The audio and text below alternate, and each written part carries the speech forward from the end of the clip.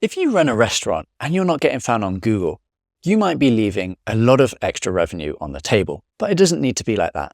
In today's video, I'm going to show you our exact SEO strategy that we use for ranking restaurants #1 on Google. So let's dive straight into the video. Today, I'm going to show you our 6-step process that you can use in order to get your website ranking at the top of Google. I'm going to clearly lay out all of the steps that you need to take so that you can implement these strategies for yourself. If at any point you would like some help with it, or if you would like us to do it all for you, then please do get in touch. There's a link in the description below. If you're watching this video, I'm going to assume that you know what SEO is, the process of getting your website to the top of Google. There's one reason that I love SEO, and that is because in my experience, it tends to drive the best customers.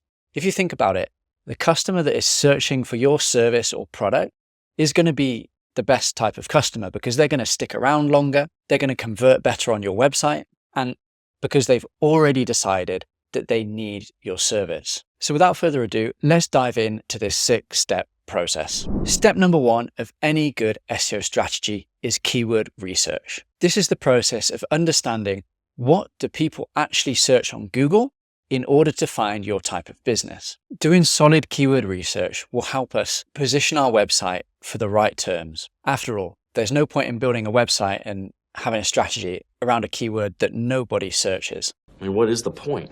The easiest way to do keyword research is using a tool called Ahrefs. They have lots of data around what people are searching in Google. The way to go about it that I recommend is go to the Keywords Explorer, type in the term for your industry, and then click search. Then once that's loaded, head over to matching terms. This will then give you a really large list of all of the keywords that contain your service or product. Go down here and select all of the keywords that match your service. Eventually, you'll have a big list of lots of keywords that are very relevant to you. So you want to put those in a spreadsheet, with one column being the keyword and another column being the search volume. And that will give you a good idea of all the different keyword options that you have that you can optimize your website. Now, save that and we'll come back to that a bit later in one of the other sections of the video. Step #2 is competitor research.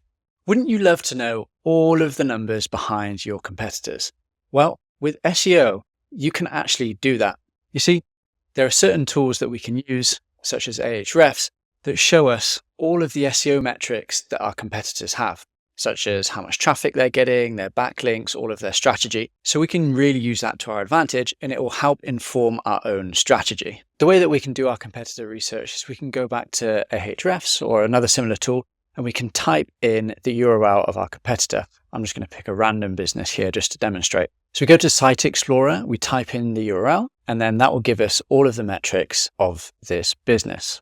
So here we are, we can see all of the different metrics. Now, a lot of this might be confusing for you, but I'm going to run through it one by one. So first of all, we can look at the traffic that we're getting. So this business is getting about 30,000 organic visitors per month to their website. So if this was a top competitor of yours in the niche and, maybe they're #1 for a lot of the terms that you're going after, then you'll know the type of opportunity that you have by implementing SEO. You can even work backwards to try and work out, okay, how much revenue are they getting from this SEO? So if they've got 30,000 traffic, you could assume a conversion rate, depending on the type of business, maybe somewhere between 2 to 15%. And then you can work backwards on how many of those leads convert and the average order value based on everything that you know from your business and your website. Now, what we want to look at next is we want to go to the organic keywords. Here we can see all of the keywords that they are ranking for, and we can use that to our advantage. So we can add any keywords that we've missed in step 1, our keyword research, and add those additional keywords into that document. Once we've done that, I'd recommend going to top pages. And for now, what I'd like you to do is just note down how many pages they have and also take a quick look at all the different types of pages that they have. Do they have service landing pages? Do they have blog pages? And just get a rough idea of what exactly they have on their website. This will give us an idea of how many pages that we might need to create on our site as well. And note this down, you'll understand how many backlinks that you'll need to be building. So for example, this business, they have about 453 backlinks. Now, I know that seems like a lot, but not all of those backlinks will actually be good. And in the backlink section of this video, I'll go into exactly how we can audit that and understand how many backlinks we need to build to our website. But for now, we just want to understand how many referring domains do they have going to their website.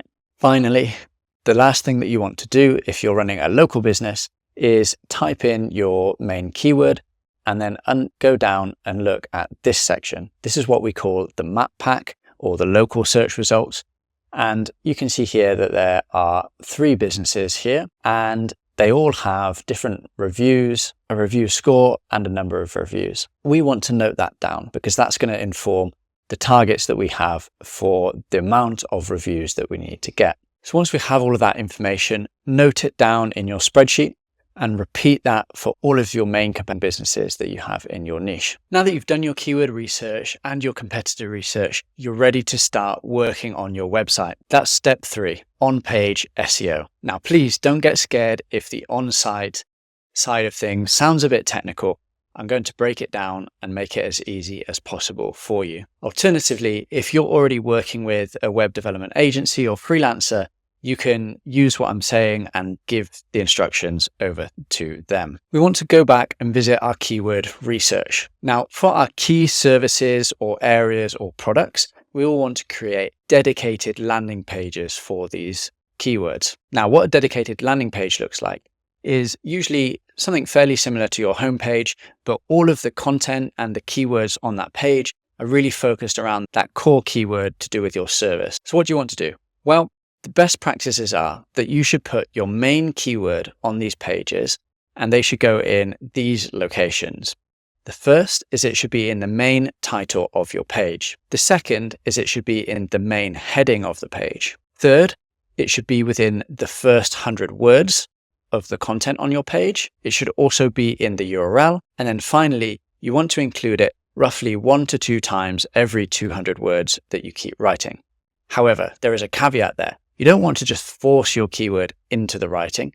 You want to make it sound natural and only include it where it makes sense. Now, a lot of this can actually be simplified by using what we call correlation tools.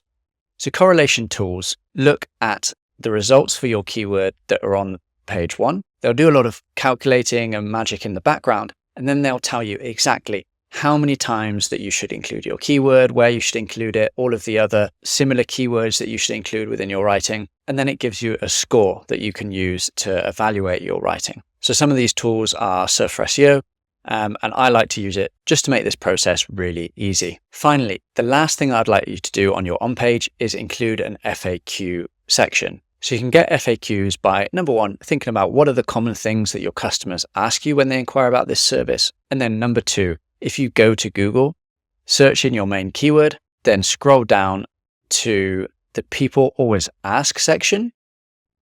So you'll often see that there are extra questions that Google puts within the search results. Include those questions and the answers to those on your page. Now, we want to repeat this and create dedicated landing pages for all of the main services, areas, and products that we provide. And once that's done, we can move on to the next step. Step number 4 is essential if you want to get found as a local business. We're going to talk all about how to get found in the local map pack here. The first thing you want to do is sign up for your Google My Business profile. Very simple, just follow the online instructions and make sure that your profile is completely filled out.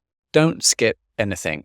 Make sure that you have your categories, opening hours, proper descriptions. Make sure that it is 100%. Then also go ahead and add some photos to your profile. Not only will this help with your ranking, but it'll also help customers see your business, understand it, and be more likely to call or click on your website. Once that's done, the next stage is to start getting reviews. In our competitor research, we found how many reviews that we'd want to be getting.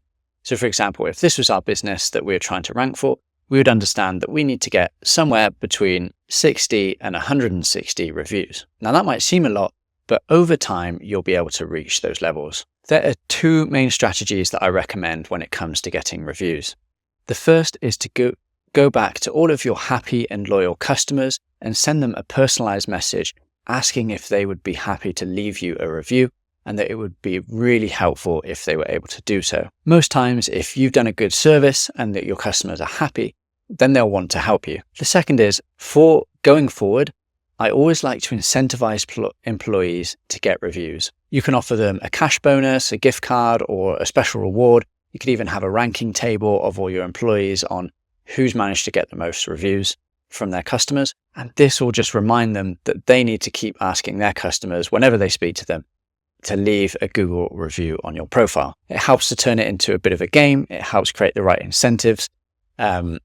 And of course, they'll also want to give an even better service so that they can get the good reviews. And that's it. That's quite a simple process to get your business ranking up here in the top of the map pack. On to step number 5. If you've made it this far, you're doing a great job and you'll be rewarded for all of your efforts by Google. Step number 5 is creating blog content. So why is this important? Surely we've already created landing pages for our main keywords. Why would we need to go after blog and informational content?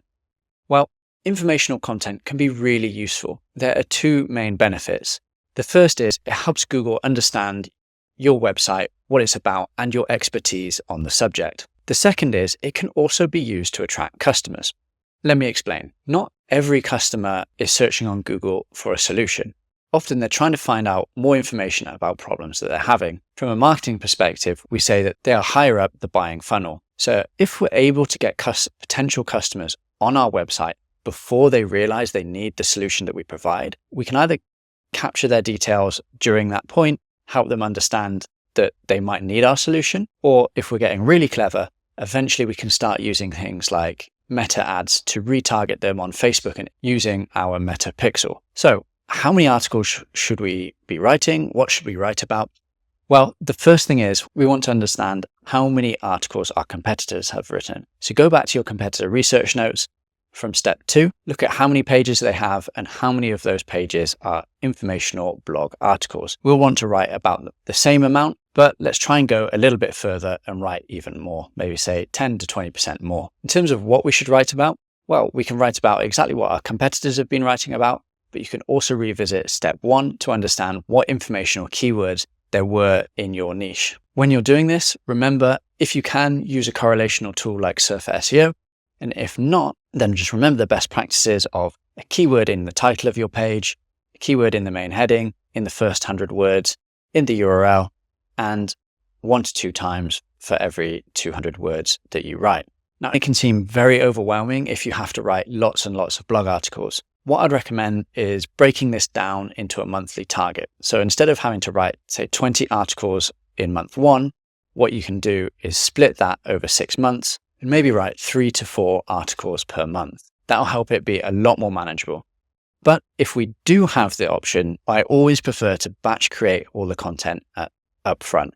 That's because the sooner we get that on the website, the sooner that Google is going to discover those articles and going to start sending us traffic. Another option might be to work with a freelance writer or a content creation agency. Now, we've done a lot of foundational work here, but step number 6 is what is really going to drive the increase in rankings for our website. These are backlinks, and you can think about them as the fuel to our fire. Backlinks are links coming from other websites to our websites, and there are many different types, and I'm going to explain exactly how many you need to build, what type, and how to do it.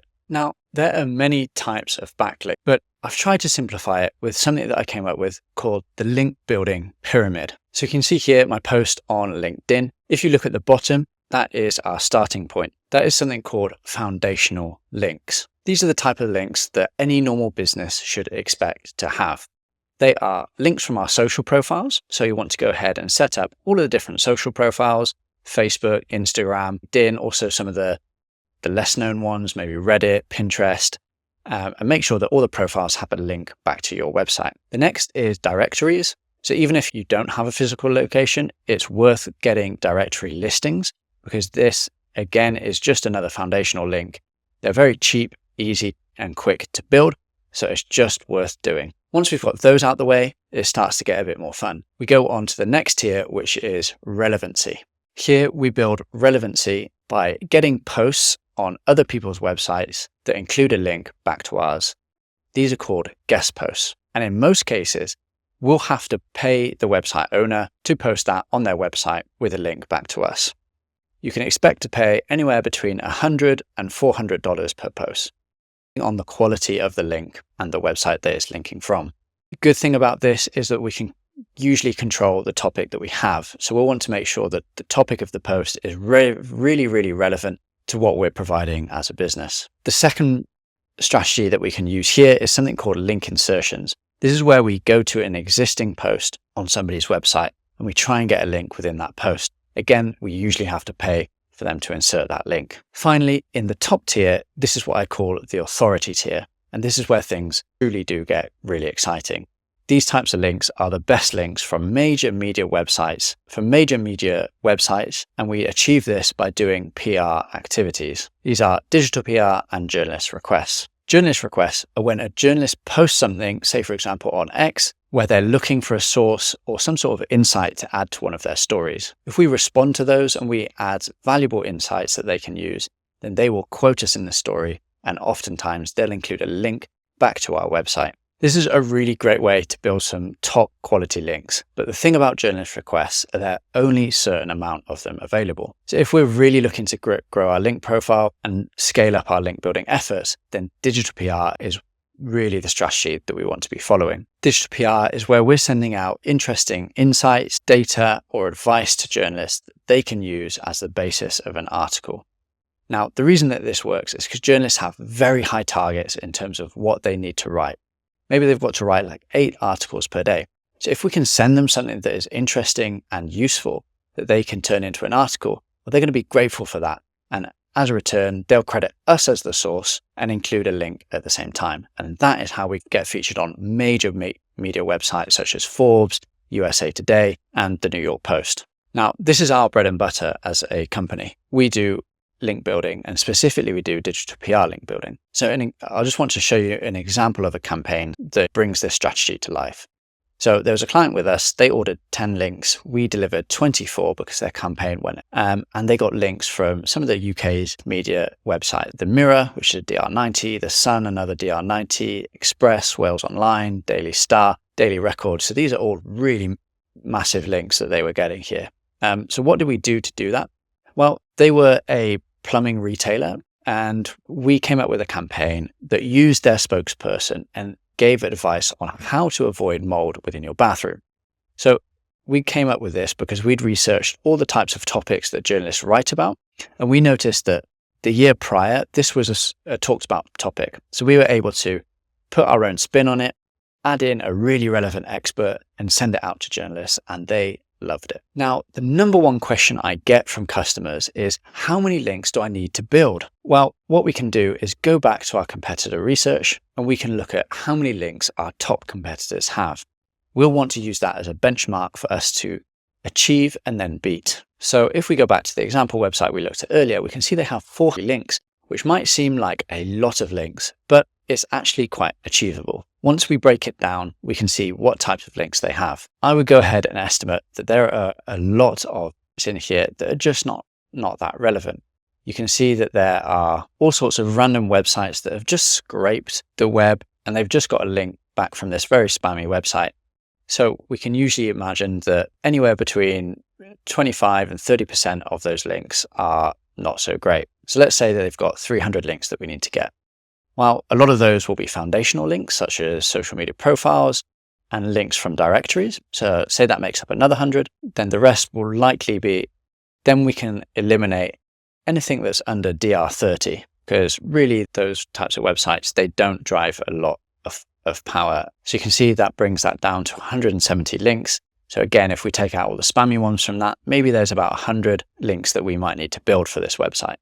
We can go ahead and do an analysis to see, okay, what sort of DR ranges do they have? How many links do we need to build with each DR range? And then work back from there, how many guest posts and link insertions we might need to get, and how many links from the press we might need to get. So if that does seem a bit confusing, any potential client that we take on, we do a free audit. So just get in touch with our team and we are more than happy to do an audit, come up with a link building plan for free, no obligation. You don't have to use us. You understand the types of links that you need to build, how many you need to build, and if you were to follow a link building plan with us, how much that would actually cost. So there you have it, all 6 steps of the SEO process. It's worth noting that SEO can be a long-term process.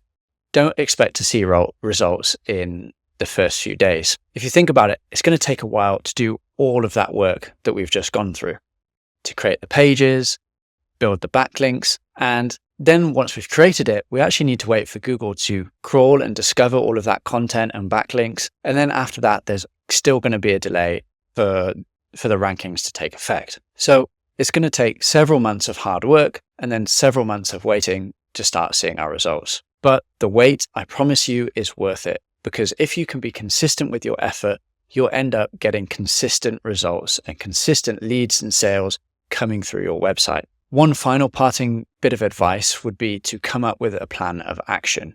You don't have to do it all in week one. You can break it down into much more manageable chunks. For example, each month, how many articles are you going to write? How many links are you going to build? How many reviews are you going to try and get on your Google My Business profile? Doing that will make it easier for you to hit your SEO goals, and it will make the workload much more manageable. So there you have it, everything you need. If at any point you want some experts to handle it for you, just get in touch with me and my team, and we're more than happy to do it. Just click the link in the description. Thanks for listening.